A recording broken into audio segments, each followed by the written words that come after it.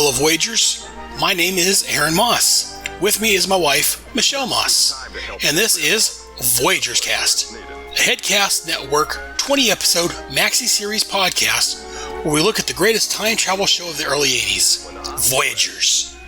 Joining us on this monthly expedition through time will be several of my podcasting friends and fellow Voyagers. Each month we look at an episode of Voyagers and give you our thoughts. So let's take a look and see where we're landing this time.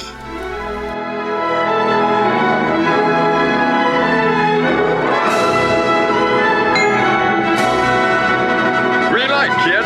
We did it.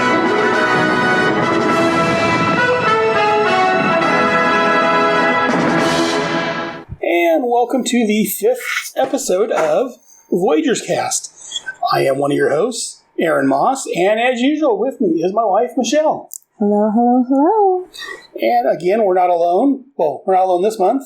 This month we have Bill Bear. Hey, how's it going? Doing all right. How you doing, man? Great. And also joining us, we have that Norwegian smooth, Lee Fillingness. Lee. Hey, how you how you guys doing? Doing all right. How's it going for you, man? Not too bad. I'm tall and pretty. Can't complain. Well, there you go. And as I said before, the title of this was called Worlds Apart. I guess I'll give some information on it. Episode 5. Episode 5. Jiminy Did I say Christmas. 4 again? Yes, you did. I don't know why I have 4 on the brain for. Yep. Episode 5, titled Worlds Apart. The air date on this was originally November the 7th of 1982. This was written by James D. Patriot and Jill Sherman and directed by Ron Satloff, is how I'm pronouncing it. The time frame for this episode, they started off in the Ice Age at some point in Siberia, 1917 in the Middle East, October the 19th to the 21st of 1879 in Menlo Park, New Jersey. Then went back to 1917 in the Middle East, and December the 21st, 1879, Menlo Park, New Jersey. And the historical figures for this episode was Lawrence of Arabia, Thomas Edison, John Crusoe, and J.P. Morgan. You know, I kind of find it funny that they're like going to like Siberia and then like New Jersey and then like the Middle East. Some people would say that these are some really sucky places. I mean, I've been to New Jersey. It's actually a pretty place, but like, New Jersey gets a pretty bad rap, but You have to get far from Newark for it to be pretty. Where have you been in New Jersey? Scene is not good. Not trying to offend anybody from New Jersey. I've seen some pretty places. I mean, it's not all that bad. But I just find it funny that, like, all these places, and it just seems like, hey, we're going to put them in some really sucky places. All right, continue now. All right, so our synopsis, again, this comes from Wikipedia. After a badly worn-out Omni nearly strands them in Siberia, Bogg and Jeff become separated in the Middle East in 1917 during the conflicts between the Arab tribes and the Ottoman Turks. Jeffery barely escapes with the Omni, and Bogg meets Lawrence of Arabia, and they are imprisoned by the Turks, but escape with the help of an Arab woman named Medina. Meanwhile, in Menlo Park, New Jersey, in October 19th, 1879, Jeffery helps Thomas Alva Edison with the invention of the practical incandescent electric light. Edison dismantles the Omni, and though unable to learn its secrets, he does manage to repair it. Jeffery then reunites with Bogg in Agrabah, travels back to 1879 on December 31st to witness Thomas Edison demonstrate incandescent lighting to the public for the first time. Very nice. And so let's go and get some thoughts on this. Let's go ahead and start with Bill. Bill, what are your thoughts on this episode of Voyagers? I really enjoyed this episode, them all so far, but I do like the introduction of, something is wrong with the Omni, it's not working properly. I like that at the beginning. And the other twist they kind of threw in there is, they got separated because Jeffery was going to die, I guess, by fire, and so he went to a different place and left Bogg behind. So I really enjoyed this one. This was a lot of fun. Some different aspects were thrown in there, so I did enjoy that. And that smooth Norwegian. Lee, what are your initial thoughts on this episode? I actually really did like this one, kind of like Bill was saying. I like that they split up. I do like that Bogg had to just be Bogg and Jeffrey had to be Jeffrey, and they both had to solve their respective time problems together. I did think that it should have been Tesla instead of Edison. Just in terms of fixing the Tesla, or in terms of fixing the Omni and everything, it makes a lot more sense that he would have done it, because he was all about wireless communication, and he worked with J.P. Morgan, and Morgan sued him literally because Tesla was trying to expand communication beyond the scope of their original contract. But yeah, a pretty fun episode, and I don't know if you noticed this, but the guy playing Lawrence of Arabia was one of Khan's goons in Star Trek 2. Oh, okay. Yes, I knew that would. I couldn't pick it up what it was, but that's it. Yeah, but Judson Scott's his name. Boy, he looks like somebody decided to make a sexy Skeletor. You know what? He did look weird to me. I'm not gonna lie. I was just like, is this what, like, a good representation of what Lawrence of Arabia looked like? Because if so, I'm so not interested. Well, it's funny. Well, it was, it definitely is not as good looking as Peter O'Toole, but still, he did a good enough job. Himself was kind of a weird outcast dude. Not quite as pretty as the movies let us believe, but yeah, I thought it was kind of fun. Most of the time they're not. I also thought he was William Fichtner. Yeah. That's why I try to place. He looks familiar to me. That's what it is. But I'm wondering something that he had a pretty cool career too. Something would be better if it had been Tesla instead of Tesla instead of Edison.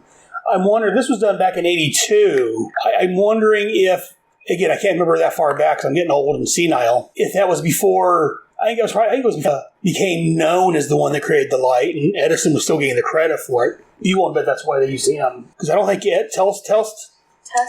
I can't say his name. Tesla. Can't say number 5 either. No, I can't. I don't know until later on, if I'm not mistaken. Is that? Yeah, well, there was a lot of stuff that he pioneered that I think that they were aware of it. The writers were. I don't think they expected the audience to be. Right. Because one of the first things he says to Jeffrey, when Jeffrey's complaining about his Omni, he's like, no, it belongs to my friend Bogg. Oh, did he patent it? I don't think so. Good. Because that was Edison's thing. He'd steal patents from people all the time. Yeah, I caught that line, but I didn't think about it in that sense. But now that you mention it, it makes a lot more sense now.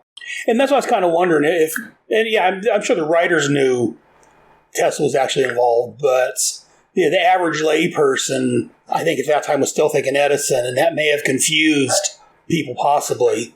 But what are your initial thoughts on this, Michelle? I studied history, and I had never heard of Tesla until I got into college, so I wouldn't be surprised if most people didn't know who he was at this point. Yeah. I can tell you I don't know who he is, because the first time I heard his name is when you all mentioned it, basically. I mean, the show, but... The big thing between him and Edison is the alternating current versus direct current. And I want to say that Edison was the proponent of direct current. And to prove that direct current was better, he electrocuted an elephant. And it's like one of the most despicable things that's ever been done for publicity, but it shows this is a much more powerful source of electricity. I don't understand the reasoning behind it, but it was pretty weird. And yeah, Tesla, well, you've seen the Tesla coils, like the little balls that shoot all the lightning everywhere. Mm-hmm. And that actually has led to a lot. It was kind of a base level invention that allowed for a lot of other things, basically communication electronically between different systems. Eventually they figured out wireless communications, all that sort of stuff. Both Tesla and, oddly enough, Hedy Lamarr, the actress, were the pioneers of that. So interesting, we think about, our little Jesus phones that we all carry with us in our pockets, and it started way back. You mean Ben Franklin didn't discover AC/DC? No, sir. Even though apparently he did in episode 1. I was also going to mention that the guy that played Edison kept on looking like Timothy Oliphant and Michael Shannon at the time and had a kid. Because, oh God, he sounded like various points, and he looked like both of them at various points. I kind of thought that myself in a way. yeah. Now it's an image I'll But never get out of my both head. of those guys that I mentioned had really cool careers. They were both in episodes of the A-Team. Judson Scott was in Blade, Walker, Texas Ranger, Voyager, Renegade, A-Team, V. I had continuing role on that one. And of course, Khan! And Keats, who played Edison, was in Law & Order. Most recently, MacGyver, Miami Vice, Magnum P.I., Moonlighting, Hunter, Hardcastle, McCormick, T.J. Hooker, all sorts of stuff, and of course A-Team. And they had careers that really lasted a long time. I'm a little jealous of all the cool stuff that they got to be in. And Michelle, Nope. What are your thoughts on this? On the this episode? In general, yeah. In general, I enjoyed it for what it was worth. I really actually enjoy the Arabic culture. It's something I'm interested in. So I would have liked to have seen a little bit more of that. But I was like, hey, the chick's not a blonde. Hey, he's not trying to jump in bed with her. There was like so many like things that was not like Bogg-esque that I actually was like, wow, this is a different episode. I was like, well, maybe he's not into this one, but maybe it's her eyebrows. I thought the same thing. Did you really? I was like, wow, it's one of those episodes where it's like, he's not actually trying to bed this one. What's wrong? Maybe he's just trying to teach Jeffery. Well, he did go after her there at the end, when she was sacrificing herself. He kind of... Yeah. Yeah, but they didn't have the smooching. No. He didn't try to find a convenient hay bale. Yeah, it wasn't Of course, I guess he burned him. It wasn't hey, the world is ending. If you don't want to die a virgin, we better go at it. But I was like, well, maybe he's going to hook up with Laurence Olivier. Maybe the blonde hair was Lawrence. So I think you mean Lawrence of Arabia. Laurence Olivier was an actor. Olivier, I kept saying Laurence Olivier. Yeah. I don't know. I always mess up names. True story. That's okay. Like the coffee people and everything in there. But anyways, I liked it for what it was worth. Again, with the whole clothing being torn and, 1 minute and then not being sewn. There was things. Well, Edison offered to fix his clothes. He probably fixed it before he left. That's what you always say. You've got a fanscape for everything. Well, no, Edison actually said that's what made him come up with Yeah, I know. Think of the conductor. I'm sure he fixed it before he left. He was too busy being in his own self. True. And I tell you what, to me... And fixing the Omni. To me, they made Thomas Edison, and maybe Lee can talk to me about this, they made Thomas Edison to be a god. I was like, man, I didn't realize if this is true, but Thomas Edison was a complete, He was. Yeah. Was he really? Was he that big of a prick, or was he worse, or... Yeah, he stole a lot of patents. Most of the movies that he produced were movies that he just stole from people in Europe, like Georges Méliès. One of the most iconic early movies, and I'm sure you've seen it, where the moon has a face and there's a little rocket pod that landed in its eyes. Mm-hmm. That was Georges Méliès, who was one of the first filmmakers to figure out that you don't have to. Wow. And so he developed special effects, like individually painting frames, stuff, and this is I want to say the 1890s that Georges Méliès was doing this sort of stuff, and brought it over and made millions on it and never paid Georges a thing. Jeez. And if you watch the movie Hugo, which everybody should, it's brilliant. They actually go into a lot of the stuff that George did, kind of the end of his life, finally being recognized for it, because when it's showing something on an Edison kinescope, they brought it to people, and not the actual creators and directors. So one of the big things that's why Scorsese wanted to tell that story, is because he does respect the directors, obviously, but also the craftsmen. But yeah, Edison was known for stealing patents, or buying them very cheap and exploiting them, or making a minor change to something, which now we have laws in place for it. But say I buy a Rolex and then I just change one thing on the movement, I now have a patent on that Rolex. And it's just a weird thing that he used to do. Now there's certain protections, but Disney has destroyed those as well. Not Disney. But yay, capitalism. Yeah. And, I noticed the wife, the wife seemed to be kind of kind. And I was like, why is she with Edison? But, it seemed like they were pretty well off, because I'm sure he made tons of money with all this stuff that he's done. And it looked like they had kids. So I was kind of interested in that. But what got me is that we never really got to see him put the Omni together. And I found it weird that, he had everything put in a certain spot. And he's like, don't move anything. which makes me wonder if, like, he had it written down somewhere on how he took everything apart, or if, like, it was just in his mind. Like, how... I wonder how he works. Sort of operations when you pull apart mechanical devices, and you either learn it or you make it up on your own. Like when I was in basic training, they taught you how to take apart your rifle, and they had a little mat for exactly every piece. Oh, okay. And even now, I have the civilian version of that same rifle, and when I take it apart, I put it in a specific order. Okay. And that just helps me to remember how to put it back together. Same thing when I'm pulling apart an engine. I just remember, okay, gaskets, blah, blah, blah. You kind of put it in an order based on where it's from, around the central object, so that you kind of have an idea of where to put it back, even if it's a brand new thing. But that's kind of what his mentality was probably. Sound, yeah. Yeah, okay. That makes sense. I mean, I used to take computers apart and kind of, I guess, do this. I don't know, that's probably why I always had extra parts, but... Here's a screw here. Why do I have this screw? There's an extra screw somewhere. Well, it's like going to IKEA. Yeah. It's like we indeed worked on cars. Our cars, we always end up with extra parts. Yep. So why do I have this extra gasket? Or why is there an extra spark plug here? Oh, we don't need that spark plug. I did like how they had where did these brake pads go? Yeah. Exactly. Not important. I like to the separate thing than Bogg. I don't think Bogg said bat's breath again. Which made me happy. Shut up. And I agree with you on that, Michelle, that I did like that Jeffrey wasn't teaching Bogg not to be stupid. Yes, thank and you. Bogg wasn't rescuing Jeffrey.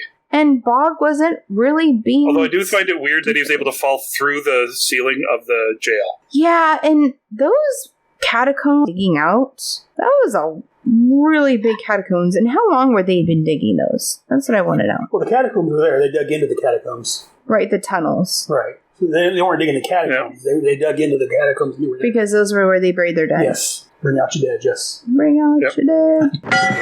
Bring out your dead! Bring out your dead! Didn't really hide their trail very well when they went down there. They could have flipped the door closed. Something. It was kind of obvious that's where they went. Yeah. I will say also, this particular battle, the Siege of Aqaba, Lawrence of Arabia did this after crossing called the Devil's Anvil, which nobody in their right mind would cross, which is why they thought they were safe on that side. So that's how his army was actually able to sneak up on the Turks at this point. But after having done that, he wouldn't spend, go a couple days scouting. He would have just attacked because they were so depleted on resources. I mean, they got there and they attacked. But It's still kind of cool to bring that in. Also did notice that they hung the Turkish flag sideways. And I don't know why they did that. Just to drive you crazy. Yeah, I'm that nerd. Oh, I don't blame you. It's you if I would have known about it, but I didn't.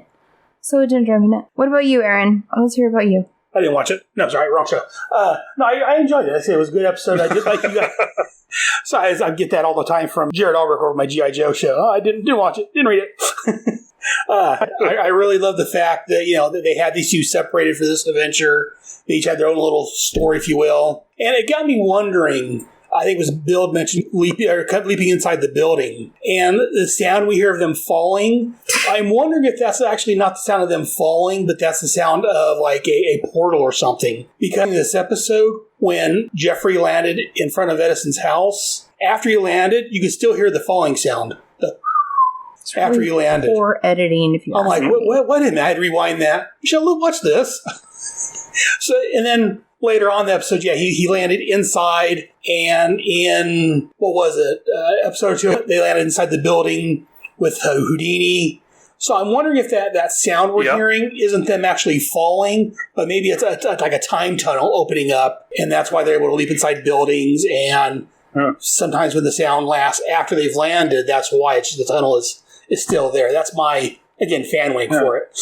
That's your hope. Yeah, it could be a reaction to a singularity that creates the wormhole between time and space. And the movement of Jeffrey and Bogg through that actually creates a displacement that manifests in that sound. So sort of like a boom. Pretty much. Right, yes. Yeah. Yes. He said words that people understand better than I did. I understood both, but I like Bill's. I used all my Star Trek on that one. I like Bill's a little better just because That's why I said we were watching it, and we saw him land. I could still hear the noise for after. I'm like, wait, what? So I had to rewind it, heard it again. Michelle, did you watch this? Bad editing. That's all. Michelle's like, bad editing. I'm like, well, I wonder if maybe that's why I can tunnel or something. A boom tube. And then, when he landed inside the building later, I'm like, that confirmed like a boom tube or something. Like, like a time tunnel leading in. That's where the sound is. But again, that's my own fan wink. But no, I really enjoyed this episode. Let's get some more direct, actual thoughts on it. Let's go and start. So they started off in Siberia with the how old it is, and so it's just repaired in a while. Do they like a repair shop or something that they would go to? Do you think? It's that darn instruction book that they left back in the 80s with his mangy mutt. Yes. It probably told him how to fix it, and there will be stuff coming up in the future. It's the Woodchuck Guidebook. Let's see what the good old Junior Woodchuck Guidebook says. Yes. Awesome. Yes. Yes. I fully support that fan theory. Yes, it's the Woodchuck Guidebook. We are finding a soundbite for that. Also, this scene just really shows that Jeffrey's priorities are a little messed up because Bogg is like, we're going to freeze to death. Freeze to death? In 10 minutes, I'm going to be a popsicle. How is that your escalation? How is that, how do you not just say, oh no, we're going to freeze to death? You actually go to, I'm going to be a popsicle. It didn't, that was a very bad line. And I did like that Jeffrey called the Omni a dust. That was pretty fun. See, I'm going to give Jeffrey that 12. He's in the middle of Siberia. I'm going to give him that little popsicle line. I don't think that was that bad coming from a young kid. Yeah, I think that kind of showed his age, his maturity level. For once, it actually wasn't like, hey, we can use this lever was it Socrates or who was it? Not Socrates. Who was the guy? Don't be laughing at me, Mr. 5, 4, 3, 2. Who was it? Archimedes, thank you. Anyways, Bill. Laughing at me. Douchebag. Put pin in it.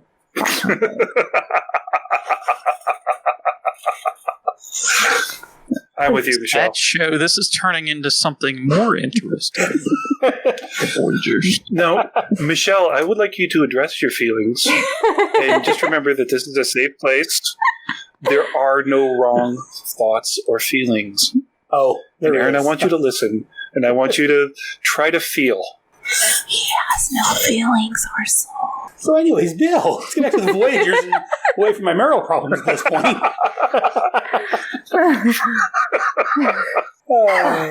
If he wakes up dead tomorrow. The way it started, they're there in Siberia, and then something is wrong with the Omni, and then they kind of went to the next place. I wish they wouldn't, at the beginning of the episode, I wish they wouldn't give everything away. I agree. Yeah. Especially in this particular episode, because we have the Omni taken apart, and you actually see it, I believe. Yeah. And that Jeffrey had a pretty good shock on his face, but we were we knew that was coming. That was a very 80s thing. I've been doing a rewatch of Magnum P.I., and one of the first season episodes, they actually show at the end of the episode, Magnum shoots the dude as this guy is standing over it. And they actually showed that in the on this episode of Magnum P.I., and then they rolled the opening credits. It's and I remembered the episode, and I'm like, wow, this would really suck if I did stuff, because I now know the end of the episode. Mm-hmm. This episode on Game of Thrones. I saw the episode after it. I know who lived. Yeah, no, I agree. I thought the same thing. Yeah, I wonder why that was a popular thing in the 80s to you of what you're going to watch. Sort of I guess, movie trailers sort of thing, but I don't know. Maybe because it was a weird thing. I remember they did it on the A-Team and Knight Rider. Yep, I remember that happening on those two shows, and then it kind of phased that out, I guess. I don't think it was a regular. They just they decided to. I don't know. Maybe people complained about it. They're like, "Well, I know the Omni. It's not a surprise now." Well, and I think there was also a long-standing idea that the audience had to be told too much, which is why you have laugh tracks. Yeah, you're not actually allowed to find something funny yourself. And a friend of mine always shares these laugh tracks, and it's hard to laugh because nothing's actually funny. But you have this crowd response, and so you laugh. And I think it's the same thing. You tell somebody what they're going to see, and then they see it, and they're like, "Yep, that's what you told me. I trust you now." It's actually a good sales technique. I used to do it. I was a wine steward, and people would say, I don't like this kind of wine. And I would bring that kind of wine straight to them. I'm like, oh, a little bit of this, and I'd give them a trick to sipping. And they'd be like, oh, wow, yeah, I do taste this, I do taste that, blah, blah, blah. Nothing changed about the wine, but something psychologically, they recognized what was there, and they changed their opinion about it. And it's just a sales thing. That's because they were doing something awesome. Well, it's like the same thing on some shows. They go in on a cliffhanger. And then, next week on this show, they'll show the resolution of the cliffhanger already. Like, oh, I know he gets out of it now. That's stupid. I've seen that a lot, too. Yeah. Apparently, you're going to show us, so why should I come back next week? You see, and nowadays in the shows, it seems like they tease. They show you what's going to happen next week, but it's different than what actually happens. They make you think, this guy's something's going to happen to him. It really doesn't work out that way. It's the way they cut it. It's not as straightforward. My favorite was the first couple of seasons of Arrested Development, where they would actually show scenes that never happen.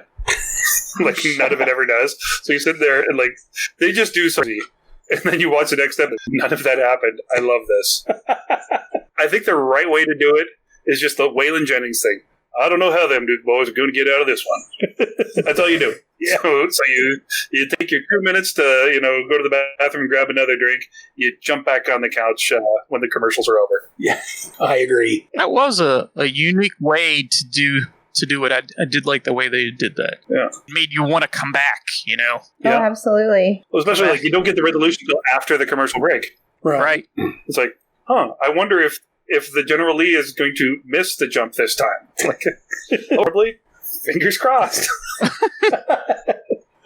One really cool detail that I noticed in this, and I don't know if it was on purpose or just a happy accident, but when Bogg first arrives in the prison, he's kind of walking around, and Muezzin is leading a call to prayer for sunset, which, you have 5 different calls to prayer in Muslim countries. And I actually checked on a map, but there was a guy kneeling in prayer facing the right direction, because you can tell that the sun's setting on one side. Right. And this guy is facing slightly south, and that's where Mecca would have been from Aqaba, which is in Jordan. That was actually a really cool detail that they got right. And at first, in my head, I was kind of conflating with some of the stuff he did in Egypt.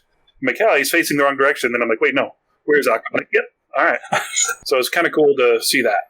Yeah, that is nice. I didn't even think about that. I just assumed it's really nice that someone that knows a little more about that actually, I verified that. It is true. That's really cool to hear. I like that. Yeah. And it's just a small deal that they had the Muezzin in the call to prayer, and that they had them facing the right direction. And that's the only guy there. So I'm inclined to believe that they did that on purpose. Yeah, you're probably right. Yeah, this was a very significant battle. This was kind of the one that made Lawrence famous. Oh, okay. So I like that they did that one.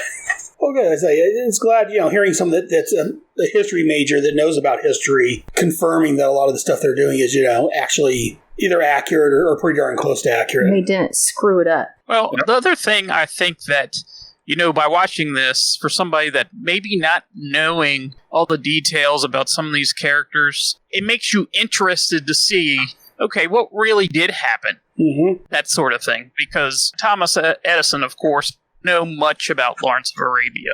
So it actually made me go and look it up and see what it was. I highly recommend to you and everybody listening to watch the movie. It is remarkably good, incredibly accurate. One of Omar Sharif's best performances, I think. But just beautifully done, beautifully shot. And you will notice Spielberg does it a lot, but so does Michael Bay. People go to the filming locations from Lawrence of Arabia as tribute in so many movies.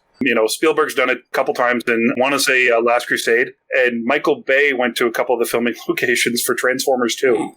No real reason to do it, but they did. And it's a great movie. It's a very interesting character in history, and they gave a very film-accurate portrayal of T. Lawrence. I thought it was a fake character, to be honest with you. I didn't even know when they were doing it. I was like, oh, he's real? I thought it was just storytelling. Well, I knew it from the movie. I'd never seen the movie, but I knew, of course, heard of the movie, because it's praised highly, so I didn't know exactly what it was about or anything like that. Yeah, I haven't seen that in decades. What's his name? Fassbender based his performance of David. It was part of the script, but he actually became Lawrence of Arabia for his character of the android. That was the way that he imprinted and built a personality. That was very nice. Yep, I'm a huge nerd. It's official. Oh, we knew that. That's Fair enough. We're all nerds in different ways, Yes. different subjects. I mean, we have a podcast. That's kind of all the proof. Yeah. yeah. Get those nerds! Nerds! Nerds! We all have our own individual podcasts, and we show up everywhere else, and that's proof. Yep. That was like at work. We guest on each other's podcasts. There's this little girl. Well, she's not little. She's in 7th grade. And I was talking to my boss was telling me that she would definitely get along well with our daughter. And that she was saying that her father owns a shop in a local town of ours. And she's named after a Star Wars character. And I was like, that's super cool. So she was standing in the hallway with her teacher, and I knew exactly who she was because I'd never seen her before. And I'm like, hey, do you, like, nerdy questions, like, do you like this? And she's like, no, not really. And I'm like, did you know that I know that you're named after a Star Wars character? And she kind of looked at me, no, but okay. And I'm like, yeah. I'm like, guess what? She's like, what? And I'm like, my kids are named after Batman characters and Superman characters. And her face lit up really. And I'm like, yeah, my son's named after Dick Grayson. And then my daughter is named after Lex Luthor.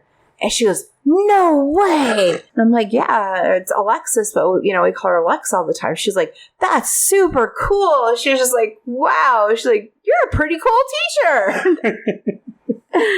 And I was like, yep. I'm just hoping this kid's name is Jar Jar. Misako Jar Jar Binks. No, it's like Rayanna or Ray or I don't know. I don't know what her name is, but Jar Jar.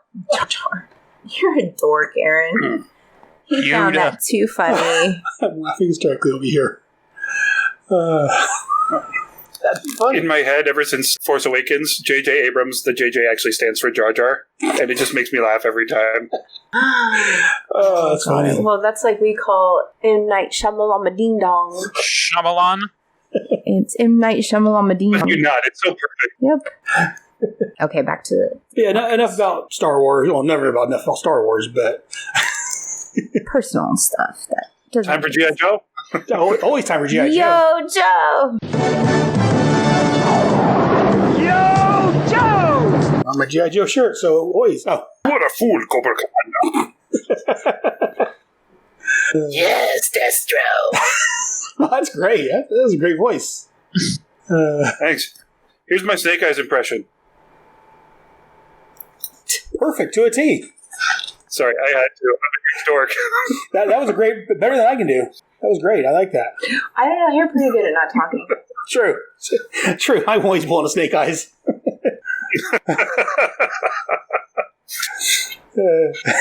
Michelle, we really do need to explore your feelings with us. Oh, got me cheering up over here. Anyway, so... It actually isn't a podcast, it's an intervention. let's go back to Edison stealing things. Feelings. Help me. Let's go back to Edison stealing things. That's a much better topic. But I did like... A lot of people in those days, they took credit for things that weren't theirs. Mm-hmm. That's happened time. Mm-hmm. I created this with nobody else sort of thing, so... America claims to have invented the steamboat, but it was actually 10 years prior. Ben Franklin actually saw one working on the Seine in Paris when he was the ambassador. So, or was it Jefferson? One of the two. This uniquely American invention was not American. Well, that's what America's good at, taking other things. America. Claiming credit for things. Yeah. Well, we are based on Roman principles, and that was one of theirs too. So there's other comments. Pretty much everything they had was stolen from somebody else. Let's not go there. Yeah, I'll skip the Trump comment this time. But so the Omni by Edison. Boy, takes it apart. You know what I really thought was funny was the whole conversation that Jeffrey has with J.P. Morgan. And he's so heartfelt about it, and he's so passionate about Edison getting the light bulb, and he's so passionate about all these historical people doing what they're supposed to be doing in history. It's like he's a better, I almost said traveler. He's a better Voyager than Bogg. I almost said Bert. Boy, I'm done. I'm so done. Then Oh my god, I want to see this done with Bert and Ernie now. we were watching. Because I'm sorry, but Jeffrey is totally Ernie. Yeah. You got to wonder how Bogg, was on his own for however long, how he, figured stuff, what was wrong without Jeffrey. He had the idea. Well, he had his book. So does that book notes. tell you everything? Yeah, it's like Cliff Notes. As we talked, we're not quite sure what's in there, but I'm assuming, I haven't actually seen the inside of it, but I'm assuming it tells him what's wrong. Given what we know of Bogg, I imagine a lot of pictures. See him reading much. I have a feeling that really when you open it up, it's got Playboy in there. It's really not even like a real book centerfold, and it's like Marilyn Monroe and all those women. No, even better, if it was Ooh La La from Back to the Future 2. No! Ooh la la! Ooh la la! Ooh la la! Ooh la la! Ooh la la! Oh, that'd be even. That reminds me of another thing, kind of related to other time travel properties. In Bill and Ted's, Rufus tells Bill and Ted that the clock is always running in San Dimas. Right. So, Jeffrey doesn't jump right back to the moment he left Aqaba. He comes back roughly the same amount of time later. I'm imagining the same 48 hours in prison. So, I guess the clock is always running in Voyager headquarters? That's what it sounds like. Well, because, Yeah. because last episode, Agents of Satan, I don't know if you guys watched that one. They leapt out of the fire, they leapt into where Houdini was at, and then they leapt back, and it was just a few minutes later. So that actually makes sense. I mean, technically everything Jeffrey did in this episode happened before Bogg. So, he could have jumped back at any point. Right. If he had just jumped back and, shot the Commandant or something like that, would have maybe made more sense instead of falling on him through the ceiling. It's like the Omni, does it have time on it? Time of day, that sort of thing? Or is it just a date? Or works in mysterious ways. Yeah, Wonder is beautiful to behold. I'm not sure we got a clear answer on how fine-tuned you can bet it, other than just a day and year and stuff. But I did like how when Edison took it apart... Maybe Edison messed it up. Well, I like how when Edison took it apart, he's like, I can't find any power source. It shouldn't light up. I don't know what it's doing. So I wonder if it was just because it's a super miniaturized battery, or if that's trying to tell us that the Omni works some other way than just an ordinary, what we think was a battery. Maybe it uses 0-point energy. For all you Stargate fans out there. That's one thing I was like, well, I wonder if it's just because he doesn't, micronized, or if it's actually works on some other power source than just, a battery. Well, it's kind of like, I literally right now I have my phone on one of those wireless chargers. Right. So if it's using gravity or electromagnetic waves, just in general, Van Allen radiation, which is what creates northern lights kind of thing, Aurora Borealis. Depending on how far in the future the Voyagers come from, they could understand just natural sources of energy better than we do, and it's a conduit rather than a repository. Right, that's or maybe it's working off the person's body. Can't think of the right word, but the anabolic energy or something. Maybe that's what powers it. It's a wonder to think of. Think about. And I didn't really think about it until Edison took it apart. He's like, well, there's no power source. How does it light up? I got wondering about that. Well, I wonder how it does work. I never really thought about that until he mentioned that. I just assumed it. And really, you got to wonder. Go ahead. Why he didn't learn anything from taking that apart. It's this great inventor. You would have thought he would have learned something. Well, I'm sure it's so far advanced that... Which is why I thought it would have been better for Tesla to have it. Yeah, they didn't give it to Tesla. Because if they had brought it in and given it to Tesla, it would explain some of his later advances. Right. So, whereas it stays the same. He doesn't actually change. He just is nice for 5 minutes to Jeffrey. Yeah, really. But this could have created Tesla. They could have created that time loop that just doesn't, that creates a new reality, which I think would have been cooler.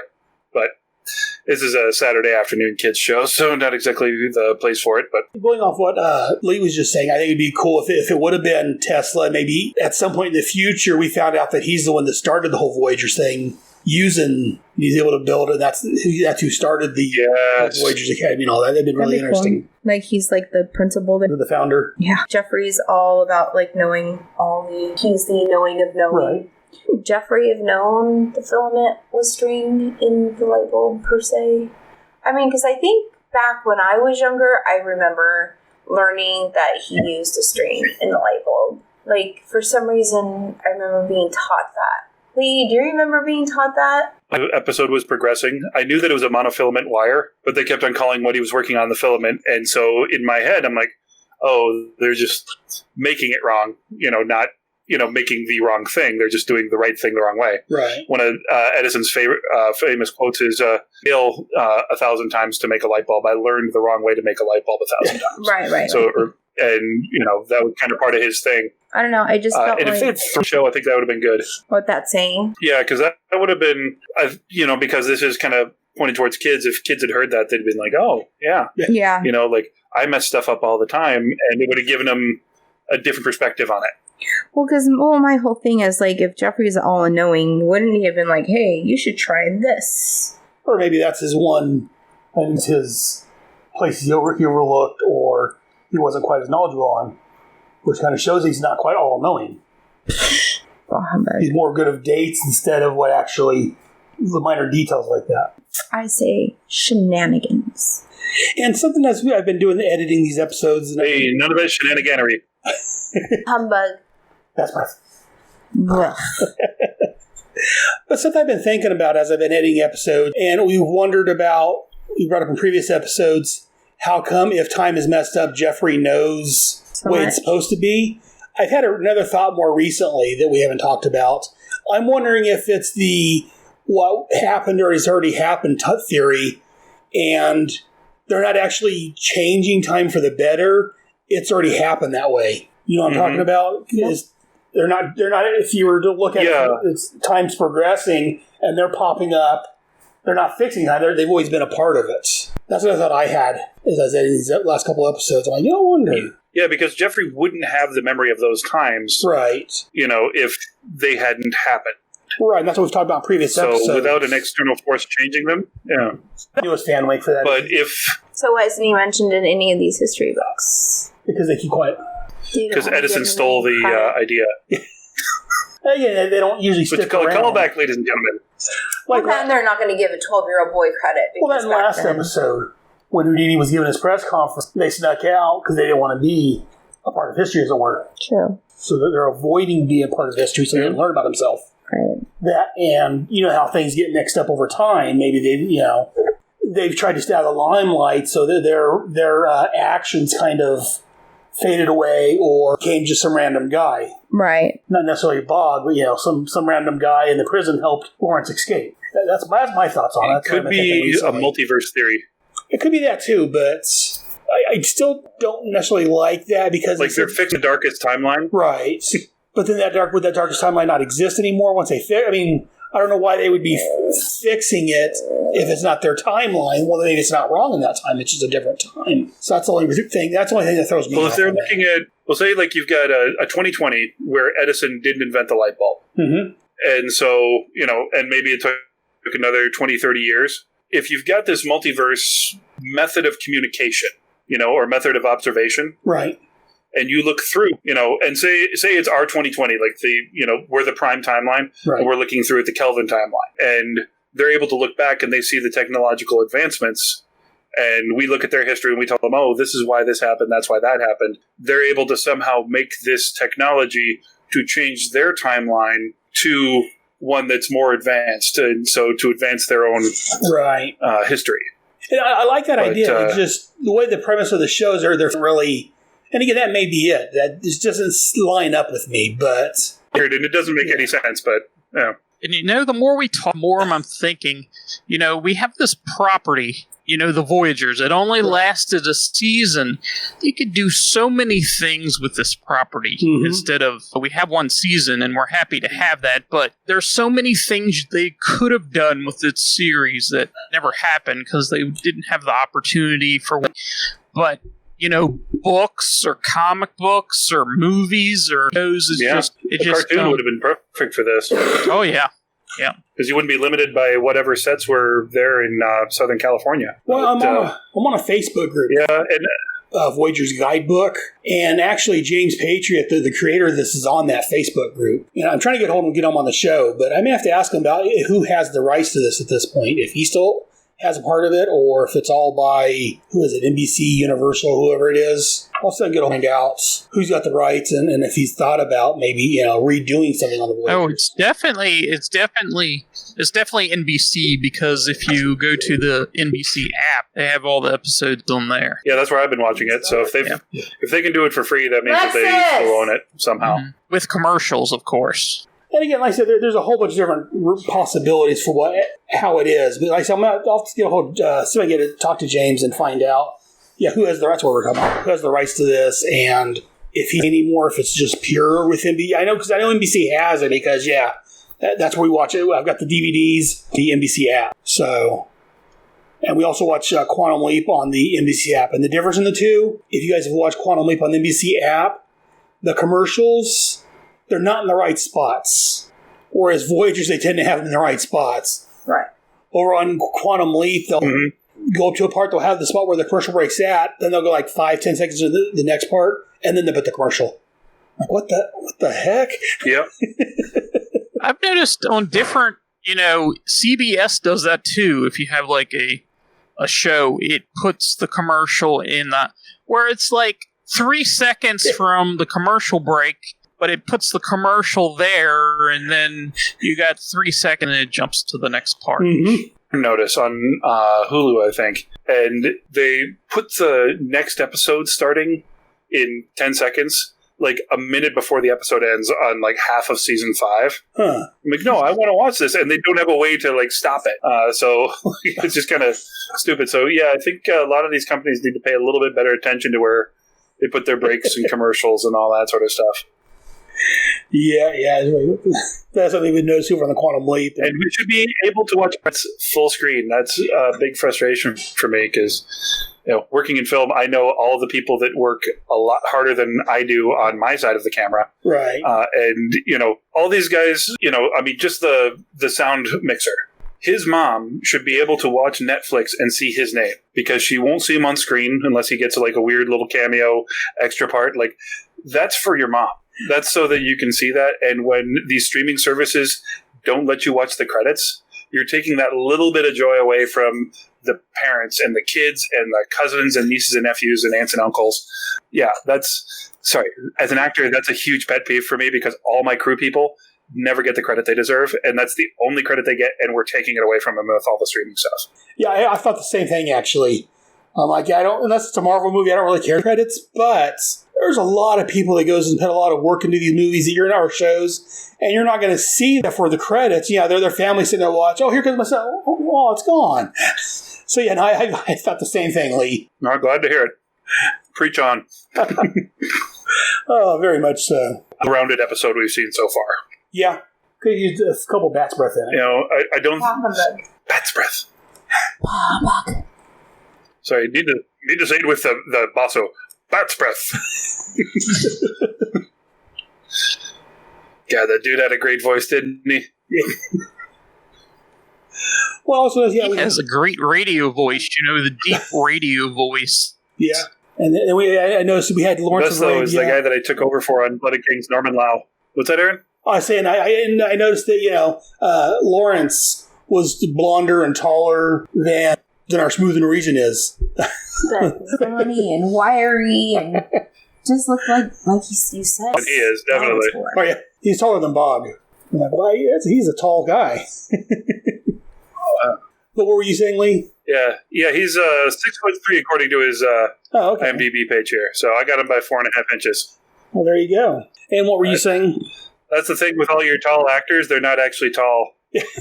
Like Chris Evans and Chris Hemsworth are both like 6'1". It's like, stop. Just because he's bigger than Robert Downey Jr. doesn't make him big.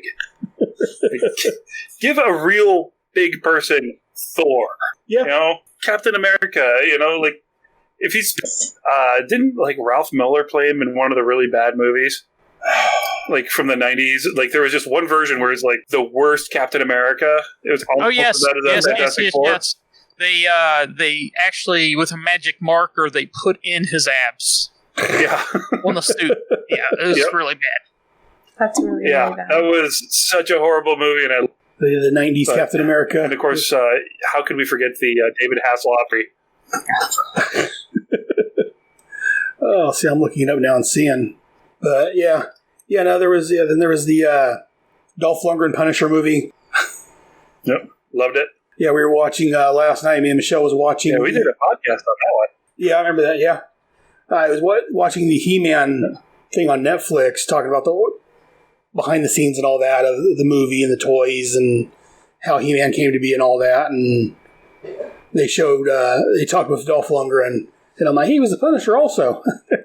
But I love that documentary because Frank Langella spends so much time talking about how much he loved the movie. Oh, yeah. He's been on record so many times talking about that's his favorite role. And, bringing it back to Skeletor, how's that for circularity? But, yeah, it's really fun watching that one. Yeah, we enjoyed it. Well, I enjoyed it. So anything else about this episode? Thank you. Is there, you guys any other thoughts or anything on this episode of Voyagers? Anything we haven't talked about yet? Bill? I don't have anything. Mr. Yeah, I'd just say this is a great episode. Michelle? This is the best one I've watched for the show so far. Good. I agree. My favorite one. Very good. What's your favorite one so far then? Trying to think of all the characters that they've met. Let's see. I'm not sure, but as far as historical wise, I'm still not there yet. I'm waiting for me to be like, yay, they're meeting this person, because I do have a few favorite historical people. Well, yes, but I know they're not going to. But you never know. No. Joan of Arc, Genghis Khan, Sigmund Freud, Billy the Kid. Freud. I think I've seen those all in movies somewhere before. I forget where it's at now. Yes. Now that I think about it. We might go to see that. I'm so excited. But I'm watching that with my dad as soon as I get off of this. So. Right on. Oh, no. Or even get off and go do it. You have just to watched it message last me and night. tell me how you watched it last night? Yeah. How are people watching it already? What's that? It's on some streaming thing or something. That's what that link was for. Yeah. For Kevin. Get a video on demand. Oh, I want to do that. Kevin was watching. That's what that watch party that you said they invite you to. That's what it was about. That's what I told you. They're watching it and they're making commentaries on it as they watch it. They're streaming it or something. And yeah, I'm just really sad I didn't get invited to that labyrinth. Anyways, I guess that's going to do it for this episode then. I want to thank both Bill and Lee for showing. Yes, gentlemen, thank you very much from you guys. Ow, the dog just bit me. Chewing on me. Always glad to be here and talk about your feelings because I don't want you to feel left out. This is a safe place for all of us. My feelings are in a box in my sock drawer. They're down in the basement with the bodies. All right. Get it right. All right. Gentlemen, we will talk at you soon again here on Voyagers Cast. And again, thank you both very much. Yes, gentlemen, thank you. Thanks a lot. Have a great day. If you want to learn more about the Wright brothers, Eddie Rickenbacker, and the early days of flying, take a voyage to your nearest public library. It's all in books. Thank you for listening. This has been Voyagers Cast, a proud member of the Headcast Network family of shows. All copyrights belong to respective owners, and no copyright infringement is intended or implied. We're just a huge fan of time travel shows, and Voyagers in particular. Be sure to join us monthly as we watch where Phineas and Jeffery land next. And if you enjoy this show, check out the other shows on the Headcast Network. The first week of the month, we have Head Speaks and the Starbright Project. Head Speaks is where I talk about comic books, TVs, movies, books, anything geeky.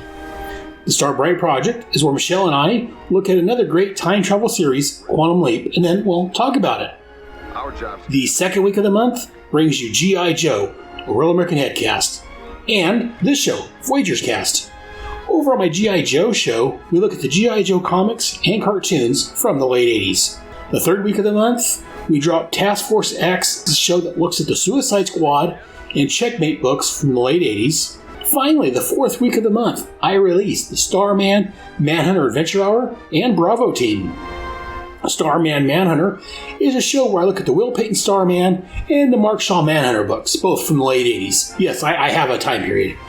Bravo Team is my sister show to the G.I. Joe team, or maybe brother show, where we look at anything else G.I. Joe related. We'll be back next month to join our friends Phineas and Jeffrey as they leap into, well, the unknown. Until then, remember, may your landings always be soft and your lights always be green.